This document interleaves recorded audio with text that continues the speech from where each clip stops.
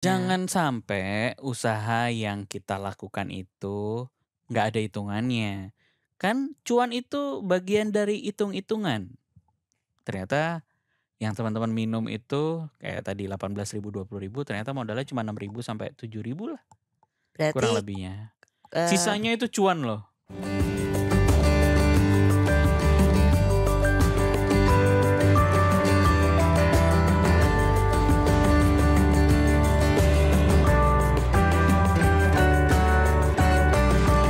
Podcast Naik Kelas. Podcast Naik Kelas.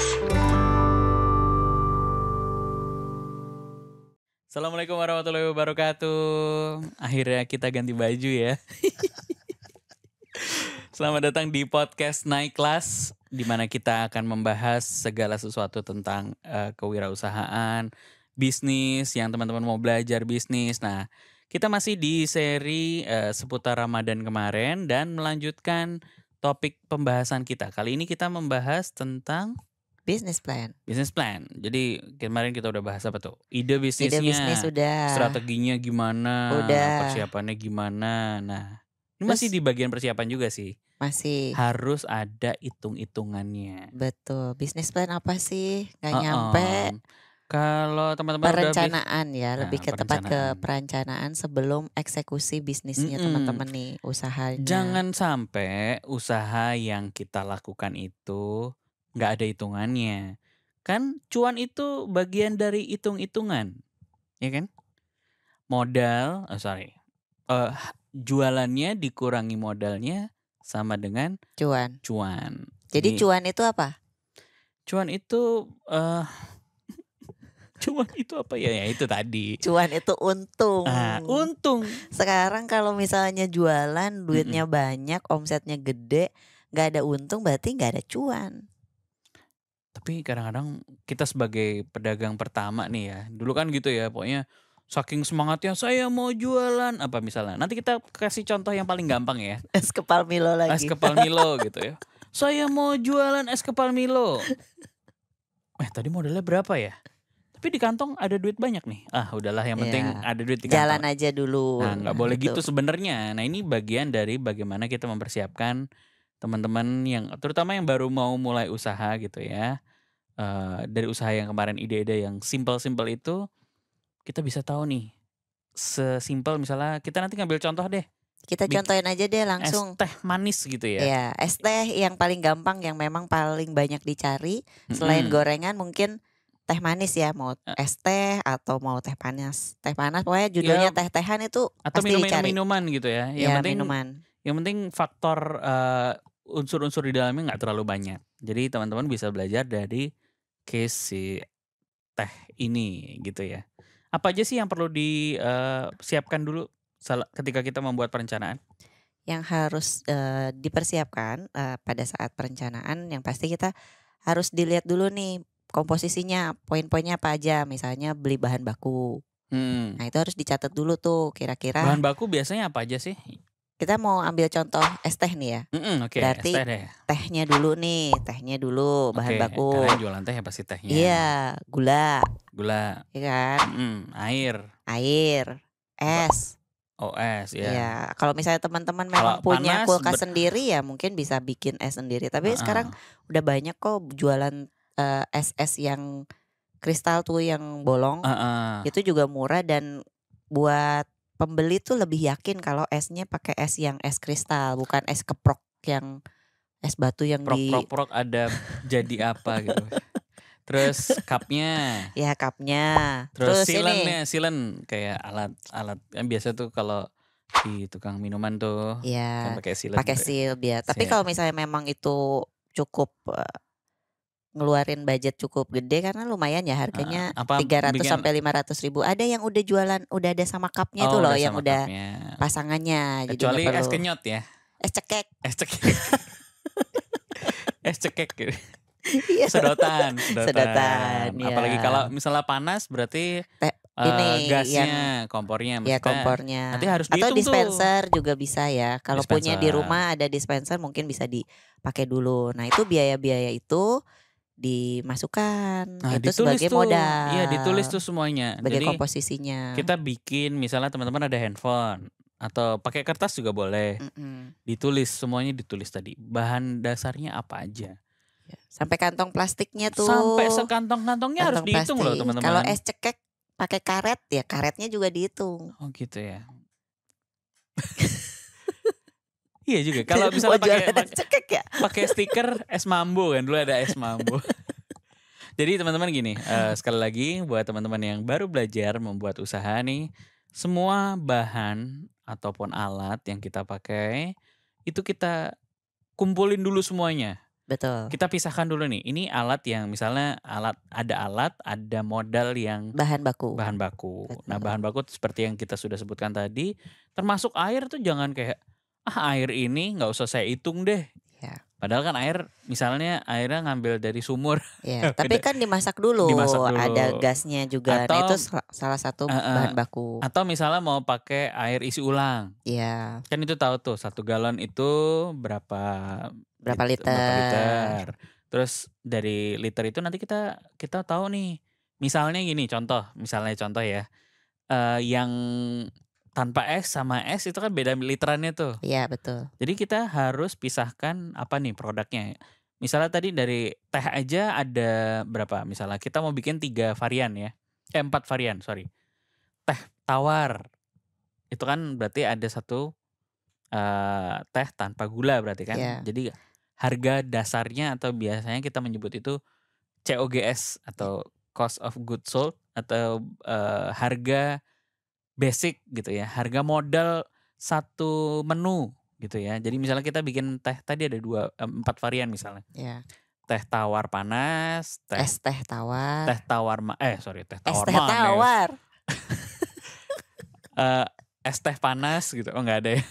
Tadi teh panas tawar, teh panas manis, es teh manis, es teh tawar. Misalnya sesimpel itu ya. Yeah. Ya, itu kan misalnya teh 1 yang pertama itu kita kelompokkan dulu. Bahannya apa? Misalnya air berapa liter atau berapa mililiter misalnya. Biasanya 1 gelas itu nanti teman-teman silakan nih mau bikin berapa varian. Ada yang kecil, ada yang gede gitu ya. Misalnya ada yang small. Kecil itu berapa? Misalnya 200 mili gitu ya. Ya, kalau yang gede misalnya 2,5 atau 300. Nah, 300 misalnya. Nah, itu kita kelompokkan dulu. Dari tehnya apakah bahannya sama? Maksudnya 1 teh ini bisa untuk berapa liter? Yang kita nanti hitung nih, misalnya ternyata 1 saset tehnya atau 1 misalnya mau pakai teh tubruk 1 sendok itu bisa jadi berapa liter. Nah, itu teman-teman harus perhitungkan semuanya. Kalau misalnya teh manis juga sama. Kita bikin hitungan sendiri, kita gulanya berapa? Misalnya 1 gelas gulanya berapa sendok? 2 sendok. Nah 2 sendok tuh berapa? Nah itu harus kita hitung. Bagaimana cara menghitungnya? Pertama teman-teman tentu saja kalau kita ada perhitungan bisnis kita harus detail. Detail itu seperti apa? Misalnya menulis kita beli gula itu 1 kilo berapa sih? Nah 2 sendok itu berapa gram? Berarti kita harus menggunakan timbangan. Tapi biasanya kalau untuk es teh sekarang banyaknya tuh dicairin gitu loh Mas. Iya boleh. Cairin. Tapi dicairin kan sebelum dicairin kan ada ditimbang dulu. Iya betul. Jadi nanti 1 kilo itu bisa untuk berapa gelas? Berapa gula cair. Terus istilahnya nanti juga ada resepnya kan. Gak mungkin misalnya asalan gula cairnya ya pokoknya kira-kira 3 encerotan. Apa itu 3 encerotan? Gitu kan. Iya kan.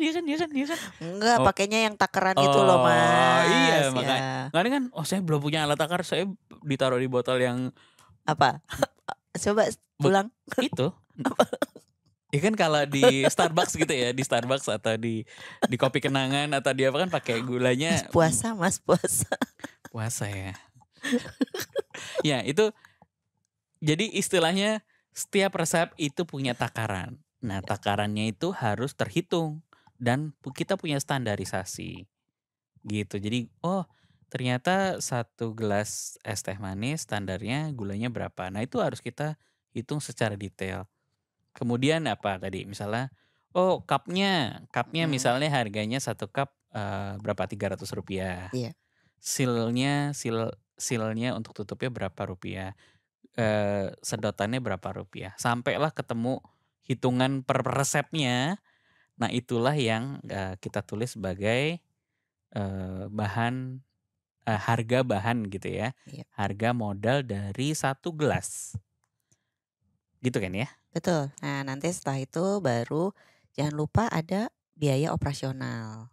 Misalnya yang jaga, kita ngongkosin ya, atau kita sendiri yaitu ongkos kita jaga, gaji kita. Nah itu juga dimasukkan sebagai kos untuk operasional. Hitungannya biasanya gimana mau Pit? Kalau biasanya kita per ongkos jam. ngaduk gula gitu enggak? Biasanya sehari misalnya itu untuk produksi kita butuh berapa lama. Kalau misalnya butuhnya 1 hari, nah gaji biasanya sehari itu berapa upahnya. Oh, upah. Nah itu nanti dibagi biasanya kita targetnya berapa cup nih dalam sehari. Misalnya gini, karena kita ngomongin buat Ramadan, berarti misalnya 3 jam, upah, 4 jam.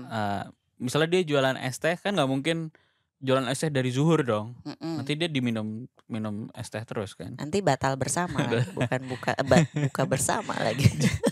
Jadi misalnya dia cuma jaga, karena persiapan es teh mungkin ya jualan dari jam 4 lah ya.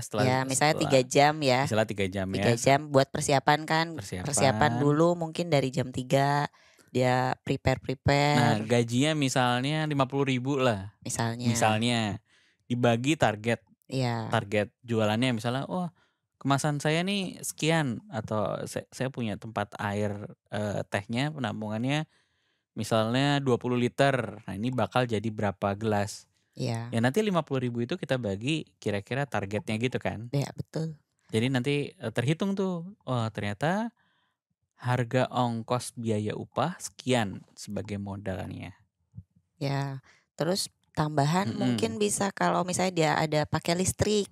Nah, gas, listrik, karena kan dia manasin sesuatu misalnya gitu. Misalnya, atau mungkin pakai ada lampu, atau tadi misalnya jualannya di jalan atau di tempat-tempat ada biaya sewa atau mungkin biaya kebersihan. Nah itu juga dimasukkan ke dalam pengeluaran biaya operasional itu. Nah nanti omsetnya berapa, penjualannya, misalnya per cupnya dijualnya berapa, rata-rata sekarang berapa ya? 4.000, 5.000 ada yang ya? 3.000 yang kecil, ada yang 4.000. Kalau yang gede tuh udah 5.000 tuh. 5.000, 6.000. Rata-rata 5.000, 6.000. Nah nanti tinggal hasil penjualan, misalnya jualnya dapat 100 cup nih. Nah 100 cup itu dikurangin dulu tuh tadi modalnya berapa, biaya operasionalnya berapa.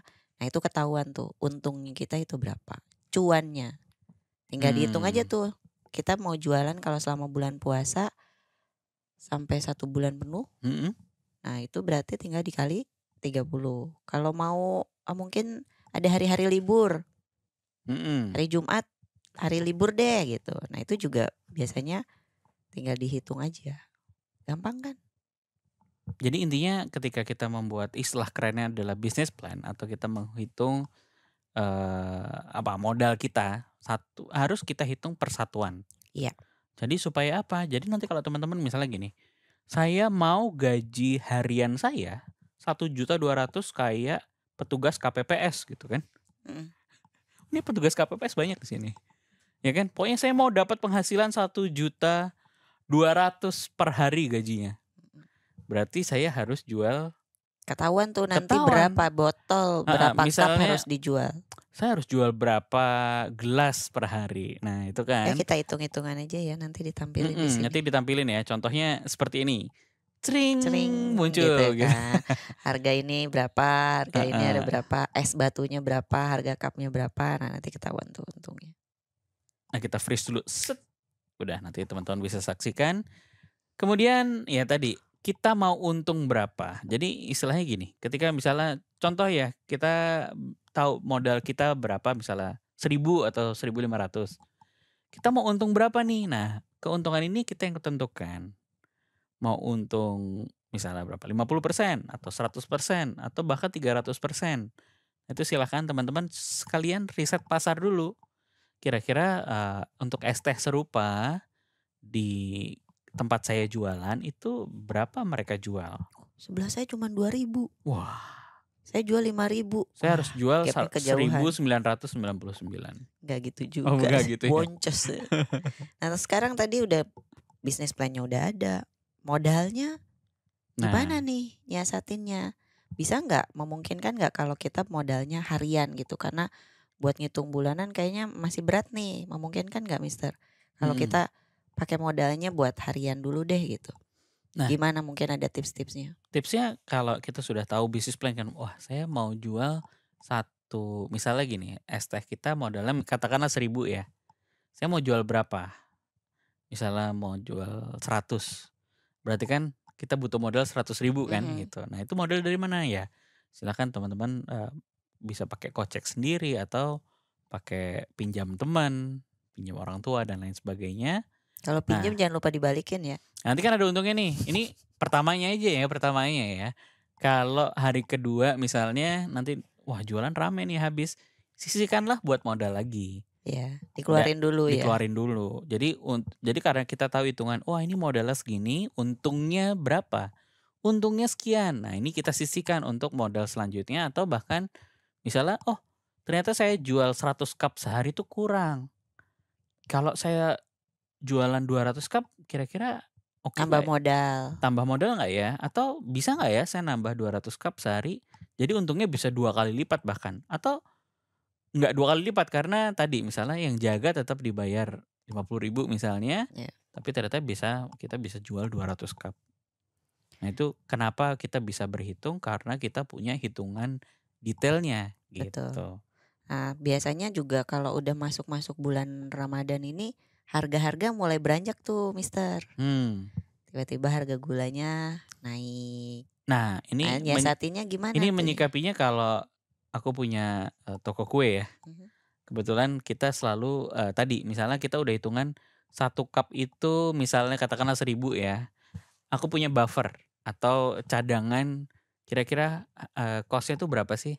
Tambahan tadi kalau mensiasati ketika ada bahan yang tiba-tiba naik atau naik turun ya. Kan kadang naik kadang turun. Jadi aku punya spare atau apa istilahnya bahasa Indonesia apa sih? Punya cadangan. Punya cadangan, ditambahkan cadangan tapi untuk menambahkan modalnya. 1 gelas tadi misalnya 1.000, ya aku tambahin Rp300, 30% biasanya. 30%. Jadi kalau ada naik turun harga, ya kita udah ngitung ada kelebihan 30% di cost atau di modalnya. Kalau modalnya nggak kepake gimana 30% itu? Ya bisa jadi untung juga gitu. Tapi kita siap-siap supaya ketika kita tadi menyiapkan modalnya, ya kita punya range modal yang kita sisihkan dulu untuk menambah tadi fluktuasi harga. Kalau aku kayak gitu. Oke. Nah, di situ udah bisa kan ya? Udah ngerti ya? Simple banget kan ya? Udah mau ngitung-ngitung. Mau jualan es. Kata orang kan dulu jualan yang paling untung tuh jualan soto. Jualan air. Karena jualan air. Ya sama es tehnya juga jualan air. Mau tau nggak? Ini di luar topik yang es teh tadi ya. Karena aku udah pernah jadi tukang kopi. Kalau bisnis kopi susu tuh berapa sih modalnya? Kebayang nggak Mawit? Berapa? 6.000-an. 1 cup. 1 cup. Yang kopi susu udah sama kopi susu ya. Gula aren itu loh, kopi susu aja gula. Ya itu lebih murah lagi kan, nggak pakai susu. Bayangin ya, teman-teman kalau beli kopi susu berapa? 18.000, 20.000 kan? Itu dengan kopi yang premium ya? Kopi premium. Ini kopinya premium, udah pakai cup. Ternyata yang teman-teman minum itu kayak tadi 18.000, 20.000, ternyata modalnya cuma 6.000 sampai 7.000 lah. Berarti kurang lebihnya. Sisanya itu cuan loh. Nah, ini kan teman-teman kita lagi ngomongin bisnis plan atau meraba bagaimana menyiapkan hitung-hitungan bisnisnya atau hitungan modalnya. Jadi sekali lagi teman-teman sudah kemarin punya ide usahanya, cara jualannya juga sudah tahu. Nah, sekarang kita berhitung secara detailnya. Bisnis plannya sudah ada. Misalnya mau jualan gorengan, nah itu juga harus riset dulu nih. Tepungnya berapa, airnya berapa, bumbunya berapa, garamnya berapa, minyaknya berapa, pakai kompor plastiknya berapa atau mungkin packagingnya ya. Sekarang kalau bisa pakai yang kertas ya. Cabenya berapa, harus masukin cabai berapa, jangan-jangan serau.